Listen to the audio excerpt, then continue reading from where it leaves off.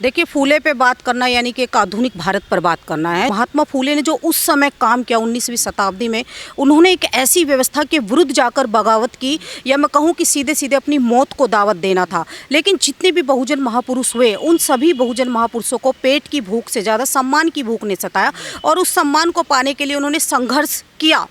अपनी जान तक की परवाह उन्होंने नहीं की। वो खुद शिक्षित हुए और साथ साथ अपनी पत्नी माता सावित्रीबाई फूले को शिक्षित किया। 1848 में जो पहला स्कूल उन्होंने खोला, उस समय उनकी उम्र थी 21 साल और उनकी पत्नी की उम्र थी 17 साल। तो 17 साल और 21 साल का युवा सोच रहा था कि कैसे, क्योंकि वो जो व्यवस्था थी वो उनको रास नहीं आ रही थी कि जिस व्यवस्था में हमें गुलाम बनाया गया, जिस व्यवस्था में हमारे अधिकार छीने गए, वो व्यवस्था हमको बदलनी है, यानी व्यवस्था परिवर्तन करनी है। और उसके लिए उन्होंने एक जन आंदोलन तैयार किया। यानी कि मैं कहूँ कि माता सावित्रीबाई फूले जब बच्चों को पढ़ाने के लिए जाती थी तो उनके ऊपर गोबर, कीचड़, पत्थर फेंके जाते थे। ये तो हमको पता है कि गोबर पत्थर फेंके, लेकिन किन लोगों ने फेंके ये बताना आज इस समय एक अपराध माना जाता है, यानी कि उसको अपराधी की नज़र से देखा जाता है। तो फूले मूवी का जो लोग विरोध कर रहे हैं, मैं उनसे कहना चाहूँगी पहले अपना इतिहास पढ़ लीजिए, क्योंकि जब तक हम इतिहास नहीं पढ़ेंगे, क्योंकि जितनी भी बातें जो मूवी में दिखाई गई हैं या जितने भी सामाजिक कार्यकर्ता बोलते हैं वो किताबों को पढ़कर बोलते हैं। और किताबें जो है महाराष्ट्र सरकार ने छापी हैं, भारत सरकार ने छापी हैं, क्योंकि मेरे घर में तो प्रेस लग नहीं रही, तो बहुत सारे लोग इसका विरोध भी करते हैं। तो अगर आपको विरोध करना तो सरकार का कीजिए, है ना, किसी व्यक्ति विशेष का विरोध आप मत कीजिए। मूवी में वही दिखाया जा रहा है ना कि किन लोगों ने उनका विरोध किया।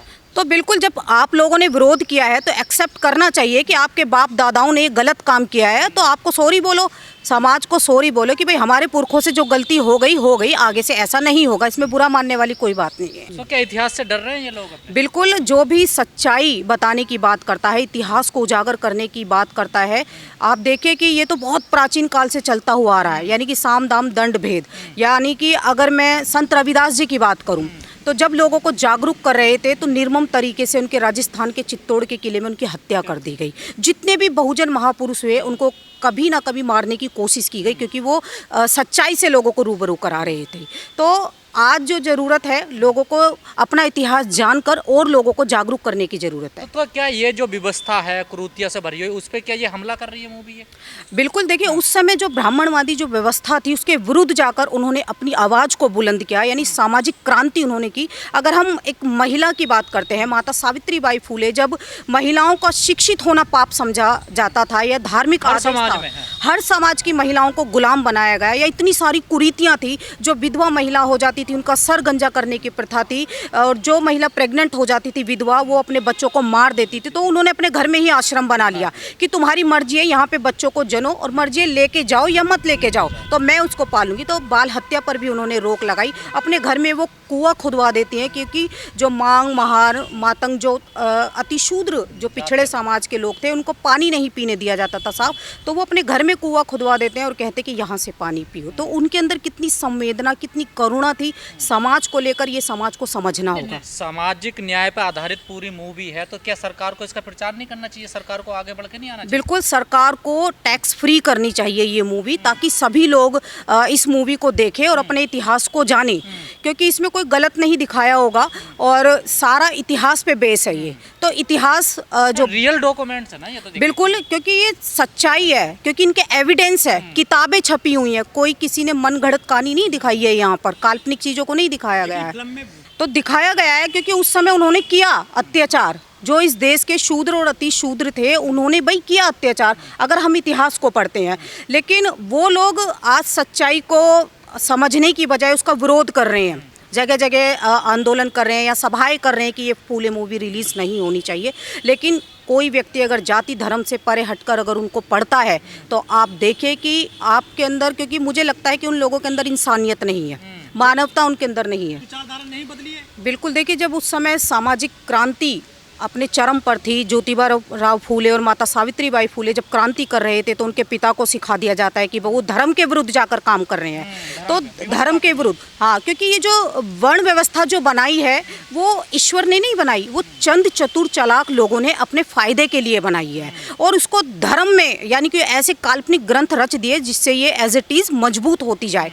तो ज्योतिबा राव फूले की गुलामगिरी को जब हम पढ़ते हैं तो हमारे दिमाग की बुद्धि यहाँ से खुलती है। अगर किसी भी व्यक्ति को अपनी बुद्धि को खोलना है तो उनकी गुलामगिरी किताब को ज़रूर पढ़िए। तो उस समय जो उनका बहुत ज़्यादा विरोध किया गया वो इसीलिए क्योंकि वो धर्म के विरुद्ध जाकर काम कर रहे थे।